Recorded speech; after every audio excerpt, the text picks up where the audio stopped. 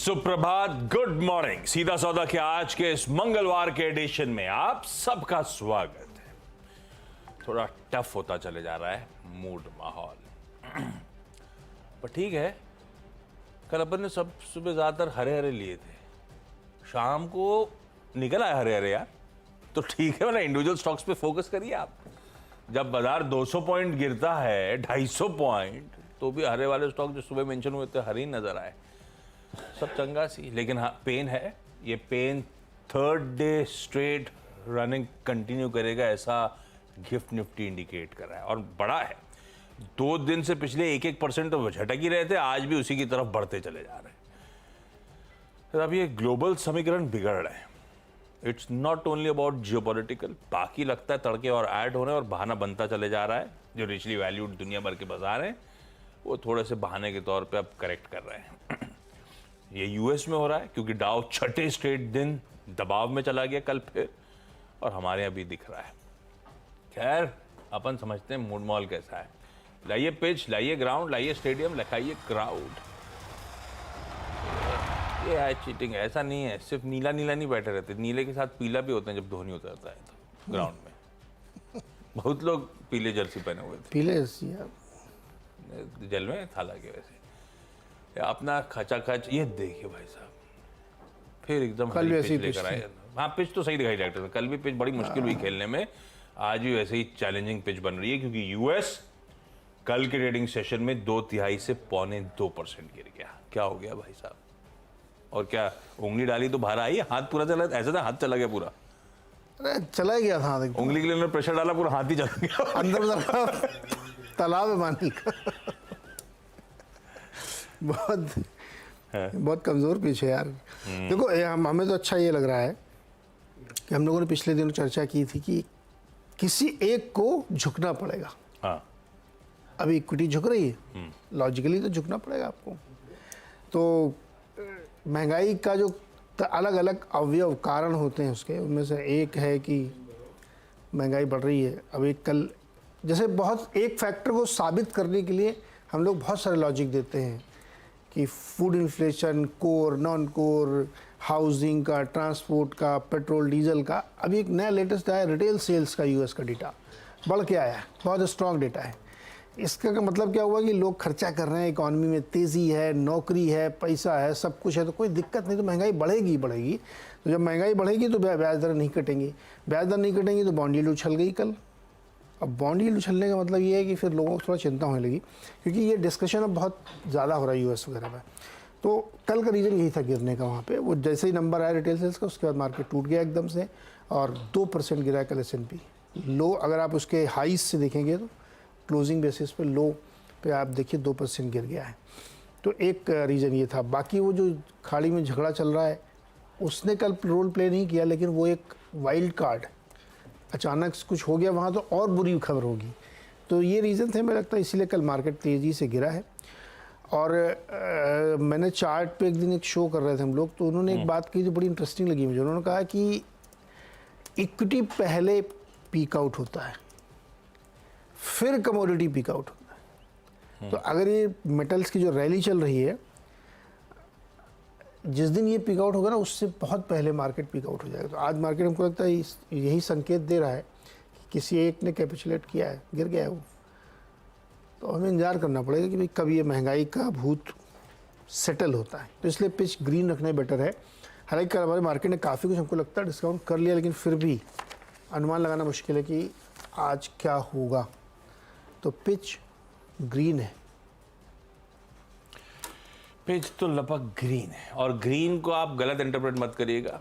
Share बाजार में green मतलब खुशहाली, पिच ग्रीन मतलब खेलने में दिक्कत है, बल्ले पे गेंद नहीं आएगी, ज़रूरत से ज़्यादा स्पिन कर जाएगी, बाउंस अच्छे से नहीं आएगा, बल्लेबाज को परेशान करेगा। तो ये कहानी थोड़ी सी गड़बड़ा रही है। खैर भाई, अपना काम है बढ़िया से स्टॉक्स आपके लिए आइडेंटिफाई करके सुबह सुबह खड़े कर देना। आप लोग अपनी ट्रेडिंग टर्मिनल्स पे ऐड करिए इन स्टॉक्स को। ट्रेड वेट तो खैर मार्केट जैसे इन्होंने कहा बड़ा मुश्किल है भापना कि हमने ऑलरेडी ये सब डाइजेस्ट कर रखा है, आज की गिरावट के बाद उभर जाएंगे, या ये तो कल भी एक्सपेक्टेशन थी। वैसे सब ये मान के चल रहे थे कि ग्लोबल मूड बिगड़ा है, दबाव आएगा, उसके बाद रिकवर कर जाएंगे। पर क्या हुआ? दिन के लोज पे जाके बंद हुए थे। तो आज भी वेट एंड वॉच करिए, स्क्रीन ऑब्जर्व करिएगा, आपके पास वो रूम है कि आप मार्केट खुलने के बाद बिहेवियर को गॉच करिए। सुबह सुबह तो अपन बढ़िया स्टॉक्स ही हाईलाइट कर सकते हैं, देखते हैं बिहेवियर कैसा रहेगा।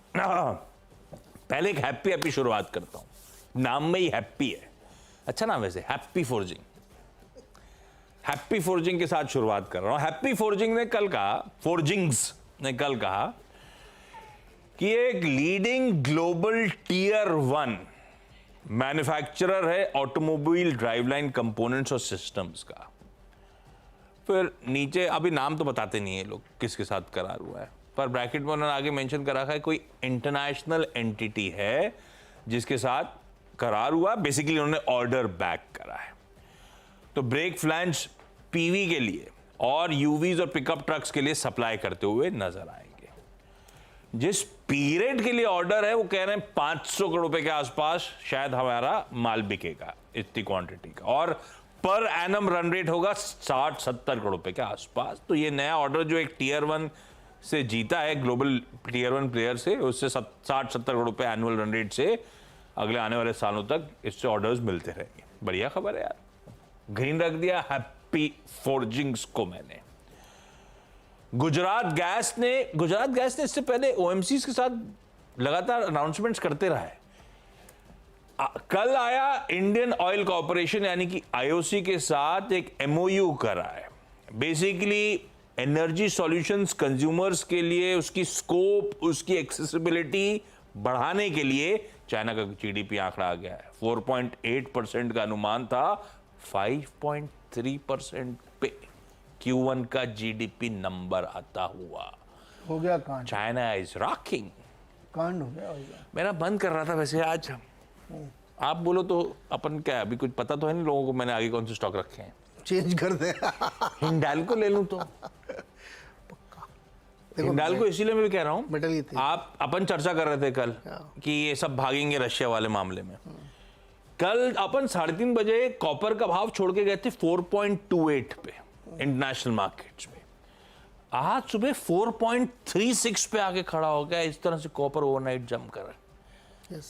और चाइना का जीडीपी आंकड़ा देखिए, पक्का मेटल फिर चलेगा। ये चीन की, अच्छा अनुमान कम का था कि वीक नंबर आएगा, और वीक तो छोड़ो बहुत स्ट्रॉन्ग नंबर आया है।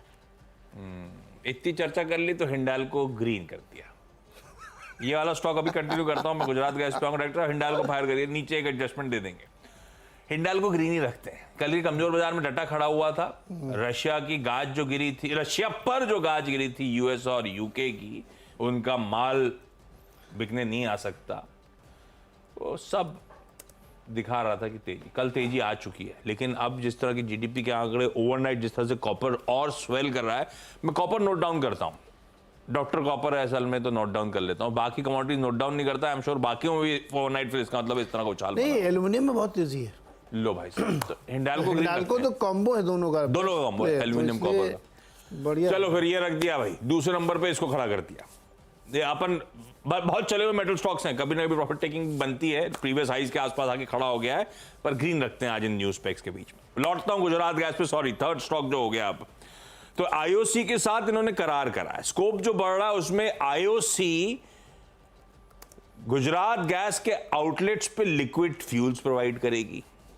आईओसी गुजरात ये automotive lubricants, greases, specialities Gujarat gas के आउटलेट्स प्रोवाइड करेगी। आईओसी के आउटलेट्स पे गुजरात गैस अपनी सीएनजी फैसिलिटी खड़ा करेगा, और वगैरह वगैरह, बहुत लंबा है। तो मतलब बेसिकली दोनों में बड़ा स्ट्रेंथन हो रहा है वो करार, एमओयू साइन किया, तो गुजरात गैस को ग्रीन कर दिया। 3 हो गया। अभी सोचना पड़ेगा एक बाहर कौन सा जा रहा है, वो आपको तो पता नहीं चलेगा, लेकिन एक कोई बाहर कर दूंगा बाद में।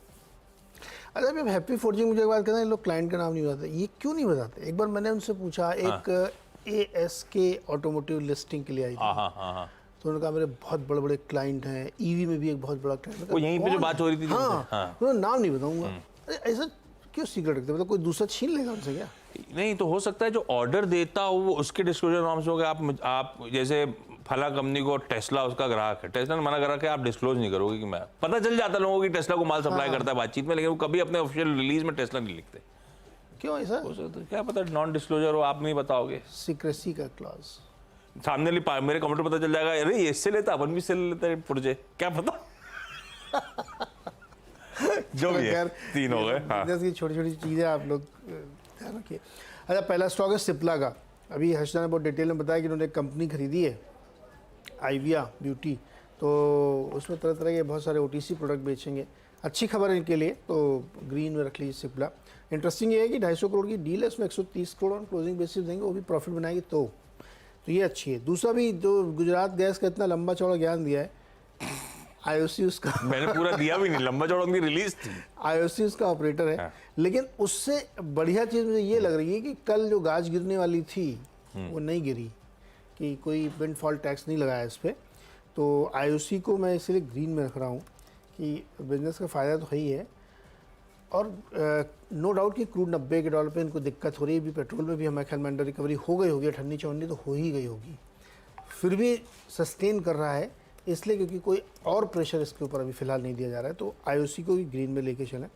तीसरा अडानी एनर्जी सॉल्यूशंस है। इसमें जो इन्होंने बिजनेस अपडेट दिया है उसमें कि 17 लाख मीटर Q4 में इन्होंने ऑर्डर हासिल किया है, LOI मिला है। 2100 करोड़ की पोटेंशियल है इसके बिजनेस की। ये मेनली क्या मुंबई के कुछ सबब में बिजली सप्लाई करते हैं। ये अदानी ट्रांसमिशन था पहले वाला, एक्चुअली ये उससे पहले रिलायंस ट्रांसमिशन था, रिलायंस एनर्जी वो थी, फिर वो बदल के अब पर ठीक है, अब ट्रांसमिशन रहा कहाँ, अब तो डिस्ट्रीब्यूशन भी हो गया, बहुत कुछ है। तो बिजनेस अपडेट अच्छा है, इसलिए इसको मैंने ग्रीन में रखा है। 3 हो गया मेरे लिए। ओके, मुश्किल हो रहा है अब। क्या है 10 जो सोच के आया तो मैं क्या निकालूं समझ में नहीं आ रहा है। खैर, अगला जो है HMA एग्रो इंडस्ट्रीज, लाल रखा है इसको। Deputy commissioner of income tax central circle Agra, order pass किया है। 174 करोड़ की डिमांड नोटिस है। असेसमेंट ईयर 19-20, 20-21, 21-22, 22-23 और 23-24 का कुल मिलाकर 174 का कंटेस्ट करेंगे, लेकिन ओवरहैंग बन जाता है यार। पहले पता था 6.5% का लपेट दिए स्टॉक को, पर लाल ही रखिए भाई। अपने पास तो शाम को अपडेट आया है एक्सचेंजेस पे। LTI माइंट्री को लाल ले जा रहा हूं। 2 सीनियर रेजिग्नेशंस हुए, दोनों executive vice president global sales. मुझे लगता है कोई हेडहंट करके ले गया है इनके। एक पंकज चुग साहब है, और इन्होंने अपना वो HR का वो जैसा अपना होता है ना, वैसे इनका भी होगा, उन्होंने उसी का ग्राफ डाल दिया है कि उन्होंने रेजिग्नेशन टेंडर करा, एग्जैक्ट वही ग्राफ डाल दिया। तो आप ध्यान से लिखा करो, कंपनी कभी ऐसे भी रिलीज दे सकती है। तो उसने ब्रैकेट में उन्होंने लिखा हुआ बेटर प्रोस्पेक्ट्स करियर क्यों जा रहे हो, उसमें उन्होंने खुद ही लिखा हुआ है बेटर प्रोस्पेक्ट करियर ग्रोथ के लिए जा रहे हैं। वो स्टैंडर्ड लाइन है। ग्रिगोरी डिट्रिच दूसरे VP ग्लोबल सेल्स थे, उन्होंने भी साथ में रिजाइन कर दिया। इसलिए मैं कह रहा हूँ, मुझे लग रहा है हेडहंट हुआ है, कोई दूसरी कंपनी कॉम्पिटिटर ले गया शायद। LTI माइंट्री को लाल रखते हैं भाई, ग्लोबल सेल्स वाले 2 इंपॉर्टेंट आदमी रिजाइन करते हुए। फिर आइए transformers and rectifiers India limited, TRIL। वैसे ये मूव करना शुरू कर बहुत दिनों से रह के सर्किट टू सर्किट ही चलता है, बहुत अच्छी कंपनी हो चुकी है। इसमें अच्छी खबर ये आई कि जेटको यानी कि Gujarat energy transmission corporation limited ने एक स्टॉप डील नोटिस जारी करा था 19 जुलाई को। 3 साल के लिए इससे कोई भी डीलिंग जेटको नहीं करना चाहता था, क्योंकि उन्होंने कहा था इन्होंने कुछ फॉर्ज करा था MDCC के ट्रांसफॉर्मर सप्लाई के टाइम पे। अब अपडेट आया कि वो इमीडिएट इफेक्ट के साथ विड्रॉ कर ली जा रही है। ये बहुत अच्छी खबर है। ये स्टॉक को हरे में ही रखेंगे, मौका पता नहीं देगा, लेकिन ये हरा है आज के लिए। मेरे ख्याल से 6 निपट गए अपने। इतनी जल्दी? जल्दी हो गया क्या?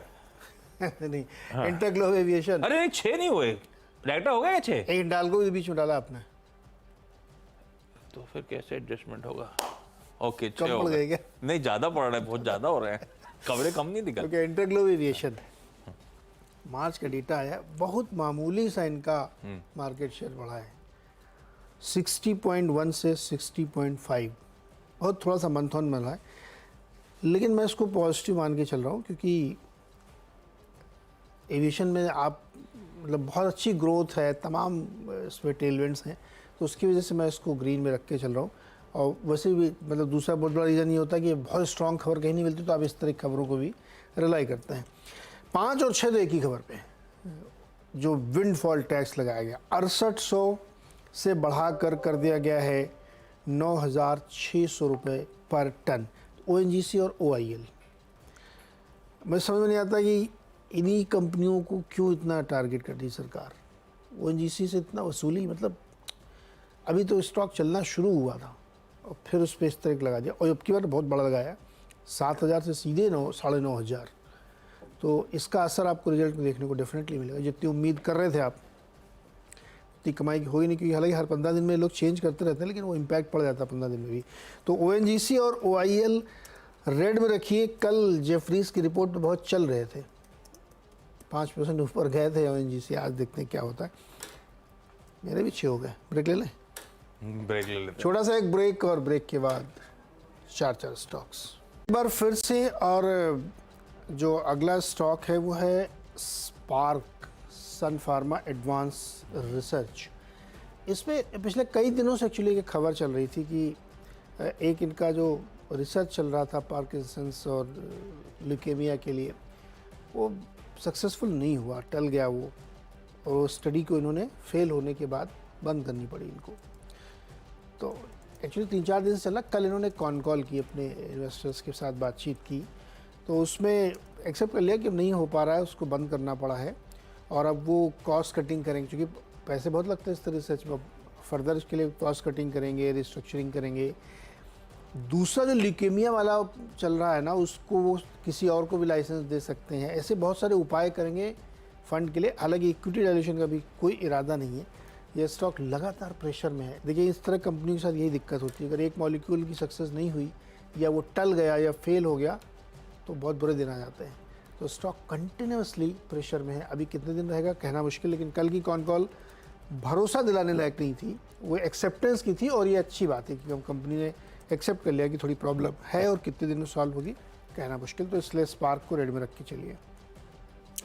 8वां स्टॉक है मनापुरम फाइनेंस, और ये करीब $50 करोड़ 1 और मोर ट्रेंचेस में रेज करने की तैयारी कर रहे हैं। अप्रैल 19 को विचार होगा इस पर कि कैसे कैसे फंड रेज किए जाने चाहिए।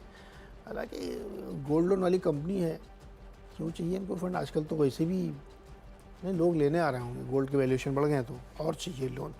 तो इसको रखिए रेड में, ग्रीन में, क्योंकि ठीक ठाक कंपनी काम कर रही है इस समय। स्टार हाउसिंग फाइनेंस, इसको LIC ने 25 करोड़ रुपये क्रेडिट लाइन दे दी है। छोटी सी कंपनी है, 25 करोड़ रुपये छोटी सी रकम इनको मिल गई है। 10वां स्टॉक है भारती हेक्साकॉम। ये इंटरेस्टिंग, कल नहीं, पिछले हफ्ते लिस्टिंग हुई इसकी। आज इस पर एक जेफरीज की रिपोर्ट आ गई, 1,080 रुपये का टारगेट दिया, अभी चल रहा है 800 रुपये में। लॉजिक सुनिए, बहुत इंटरेस्टिंग है। जेफरीज ये मानता है कि भारती के बिजनेस में जो पॉकेट सबसे बढ़िया बिजनेस कर रहा है, सबसे ज़्यादा ग्रोथ दिखा रहा है, उसको रिप्रेजेंट करता है भारती हेक्साकॉम। यानी जो जिस इलाके में इनका बिजनेस है वो हाई ग्रोथ वाला है, और उस पार्ट में अगर आपको निवेश करना है तो भारती की वजह भारती हेक्साकॉम इनको ज़्यादा इस हिसाब से मुफीद लगता है, और काफ़ी ऊंचे ROC में काम कर रहा है। इसलिए 1,080 का लक्ष्य देखते हुए इन्होंने खरीदारी की सलाह दी भारती हेक्साकॉम में, तो इसको ग्रीन में रख सकते हैं। IPO भी लिस्ट बढ़िया हुआ था, खूब लिस्टिंग भी बहुत interest अच्छी बना हुई था। यस। नहीं, टेबल पे छोड़ा भी था इन्होंने, कुछ अच्छी बात थी। खैर, अब अगले 4 जो है वो सारे लार्ज ट्रेड्स हैं। किसी ने माल छोड़ा भी, अगर किसी ने खरीदा है तो, है ना। मैं हारा तो ले जा रहा हूं, लेकिन आप मेरा पिंच ऑफ सॉल्ट के साथ रखिएगा अपडेट देने के तौर पे। यूरेका फोर्ब्स में नॉर्थ स्टार अपॉर्चुनिटीज फंड ने कल 10 लाख शेयर्स खरीद डाले 468 के भाव पे। वो डील के बाद वो स्टॉक दरअसल 4.25% ऊपर था। VST इंडस्ट्रीज, वो हैदराबाद की बीड़ी सिगरेट बनाने वाली company, large trade. HDFC mutual fund ने 3,30,000 शेयर्स खरीदे। राधाकृष्ण दमानी साहब ने और फर्दर कंसोलिडेट कर ली अपनी होल्डिंग, 2,34,000 शेयर्स कल खरीद डाले VST के। यार दानी साहब तो इसका डिविडेंड एंजॉय करते हैं, मस्त डिविडेंड है, एंजॉय करते हैं वो। एग्रोटेक फूड्स, ओम एंटरप्राइजेज ने कल 1,55,000 शेयर्स 710 के आसपास भाव पे खरीदे थे। स्टॉक उसके बाद चल पड़ा। और Marksans Pharma, Massachusetts Institute of Technology ने कल 66 लाख शेयर्स खरीद डाले 158 के भाव पे। ये सारे स्टॉक रखिएगा रडार पे, इतनी बड़ी खरीद के बाद भी अगर मैक्सिमम में नहीं चल रहा है तो थोड़ा सा पिंच ऑफ सॉल्ट के साथ ही रखिएगा, 4-4.5% दबाव में था कर। खैर 10 स्टॉक्स पूरे। क्विकली छोटा सा ब्रेक के उस पर जब लौटेंगे तो टीम्स का एक क्विक रैप अप। ब्रेक के बाद आप सबका स्वागत है। 10 की सीधा सौदा की टीम आपकी स्क्रीन्स पर आएगी। मूड आज फिर बिगड़ा हुआ है। मैंने सिर्फ टीम में लाल हरे इस लिहाज से नहीं है जिस तरह के न्यूज फ्लोज हैं। बिहेवियर स्टॉक्स का प्लीज आप लोग स्टडी करिएगा खुलने के बाद बाजार। हैप्पी फोर्जिंग्स एक टियर 1 ग्लोबल सप्लायर से ऑर्डर मिला। हिंडाल्को वो चाइना का अच्छा जीडीपी, ओवरनाइट कॉपर के दाम स्वेल करना पॉजिटिव है। गुजरात गैस ने आईओसी के साथ एक बढ़िया एमओयू करा। एचएमए एग्रो को आईटी डिपार्टमेंट से एक तगड़ा डिमांड नोटिस। एलटीआई माइंट्री के 2 वीपी ग्लोबल सेल्स एक साथ कल रिजाइन कर गए। ट्रांसफॉर्मर्स रेक्टिफायर्स का जेटको ने वो जो बार कर रखा था इसको वो इंटरेस्टिंगली कल हटा दिया, अभी सप्लाई कर सकते हैं।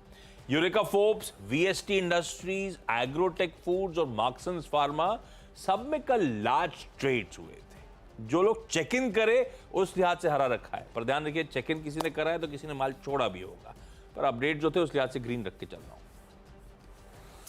ओके, सिप्ला पहला स्टॉक और कंपनी ने एक छोटी सी कंपनी पर्सनल केयर बिजनेस की है, उसको एक्वायर कर लिया है तो इसलिए ग्रीन में रखा है। इंडियन ऑयल कॉर्पोरेशन का गुजरात गैस के साथ जो टाई अप हुआ है, साथ ही कोई विंडफॉल नहीं लगा है, ये भी अच्छी खबर है, तो ग्रीन में इसको रख सकते हैं। अडानी एनर्जी का बिजनेस अपडेट आया है, इंटरेस्टिंग लग रहा है और कई सारे जो 17 लाख मीटर का ऑप्शंस है उसमें काफ़ी रेवेन्यू पोटेंशियल दिख रहा है। इंटरग्लोब एविएशन ने हल्का सा मार्केट शेयर अपना बढ़ा लिया है। ओएनजीसी और ओआईएल में ज़बरदस्त विंडफॉल गेन्स टैक्स लग गया है, इसलिए दबाव में रह सकते हैं। स्पार्क ने अपनी पार्किंसंस वाली स्टडी को रोक दिया है, वो सफल नहीं हो पाई है। मनप्पुरम फाइनेंस $50 करोड़ जुटाने की तैयारी कर रहा है। 19 तारीख को बैठक है। स्टार हाउसिंग को एलआईसी हाउसिंग ने 25 करोड़ की क्रेडिट लाइन दी है और भारतीय हेक्साकॉम पे जेफरीज की रिपोर्ट है 1080 का टारगेट।